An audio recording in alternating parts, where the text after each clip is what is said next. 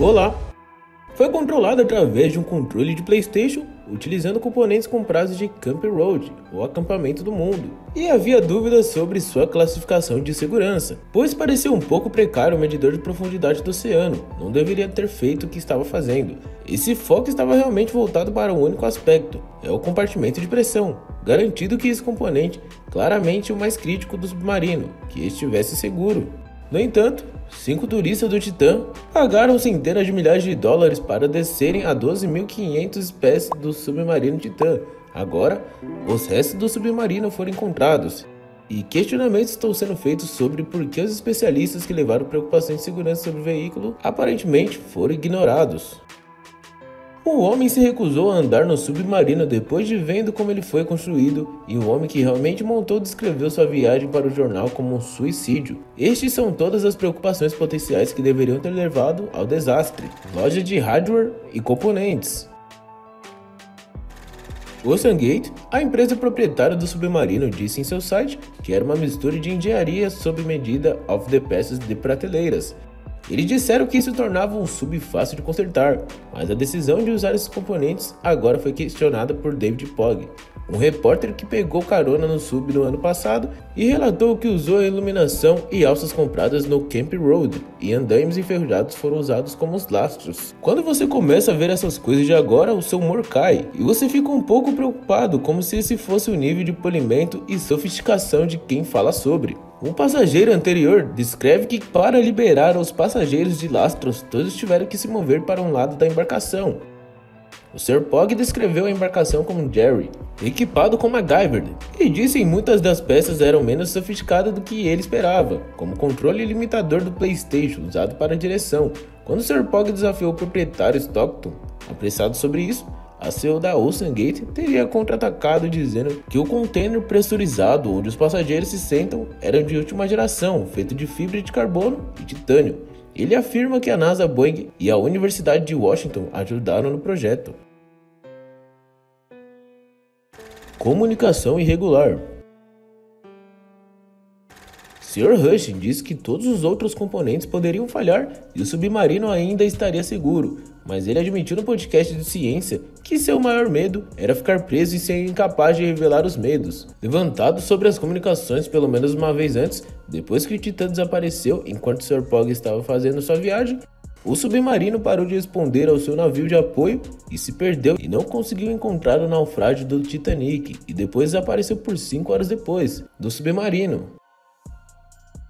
O Sr. Post também disse que era hora de adicionar um farol de emergência do submarino, mas parece que isso não aconteceu ao submarino. É constantemente atormentador por problemas mecânicos que ele adicionou na TV em entrevistas após a tragédia.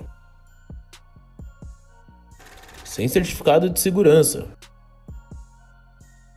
O Titã operou em águas internacionais, o que significa que estava fora da área de atuação das agências governamentais. O Sr. Pogg também teve que assinar um termo de responsabilidade antes de embarcar, o que dizia que era experimental e não havia sido aprovado por nenhum regulador. O OceanGate disse que o submarino não poderia ser classificado, porque usava a tecnologia que era tão nova que estava fora dos paradigmas existentes da indústria obtendo certificação para o submarino. A empresa disse que seria um processo de vários anos, que foi desnecessariamente devido à falta de padrões pré-existentes. O OceanGate disse que o processo de aprovações foi anátema para a inovação rápida da própria empresa, que argumentou a classificação, que não é o suficiente para garantir a segurança da seu Stockton Rush. Era cético em relação aos padrões de segurança, dizendo ao Smithsonian que as leis que regem embarcações submarinas priorizavam desnecessariamente a segurança dos passageiros sobre a inovação. O Titã não foi seu primeiro submarino feito dessa maneira, mas foi o primeiro projetado para lidar com os turistas. Além de exportar o Titã, ele planejava se aventurar em fontes termais e em campos de batalha submarinos. O Sr. Rush descreveu a indústria submarina como absurdamente segura, dizendo que não havia um acidente há 35 anos, mas a indústria também não cresceu ou inovou por causa de todos os regulamentos, que era para estar seguro. Ele disse à CBF News apenas no ano passado. Engenheiros soam o alarme. Enquanto o Sr. Rush pode ter descartado o perigo no que ele estava fazendo, outros não fizeram ou levantaram preocupações por anos antes do Titã desaparecer. David Hu foi encontrado pelo Sr. Rush para trabalhar no sub e foi envolvido em um processo com a OceanGate. Em 2018, após ser demitido da empresa, acusou o ex-engenheiro Royal Navy de tentar ser demitido, depois de escrever um relatório criticando seus padrões de segurança de acordo com os documentos judiciais. O Sr. Lockridge havia levantado preocupações sobre a integridade do casco do submarino. Sua janela de visualização, que era apenas certificada para 4.000 pés, não 13.000 pés, seria um mergulho em materiais inflamáveis e a bordo.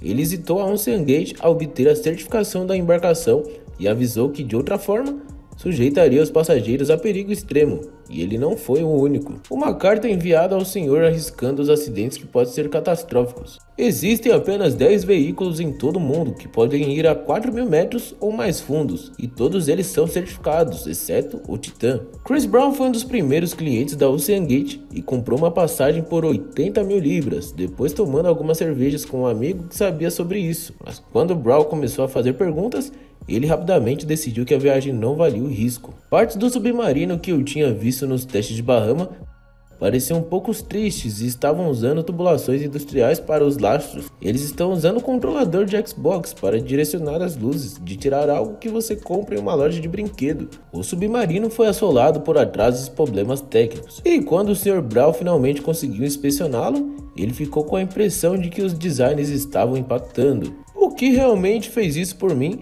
foi que eles se recusaram terminantemente a obter qualquer certificação de problema. Arthur Lobel, um alemão que fez uma viagem no Titã, descreveu a construção como uma missão suicida e disse que teve sorte de sobreviver. A princípio, disse que o submersível não funcionou. Depois o mergulho teve que ser abandonado quando uma parte caiu e foi recolocado com braçadeiras, e finalmente foi atingido por problemas eletrônicos. Teve alguns problemas como nos outros mergulhos com o sistema de bateria. Talvez o submersível mais experiente do mundo tenha dúvidas em entrevistas à mídia em seu país natal, a França. Ele admitiu que não confiava no design de material composto de submersíveis. Bom, e esse vídeo foram as falhas do submersível Titã que pode estar por trás do desastre. Se você gostou desse vídeo, deixe seu like, se inscreva no canal e não esqueça de ativar o sino de notificações para não perder nenhum tipo de conteúdo.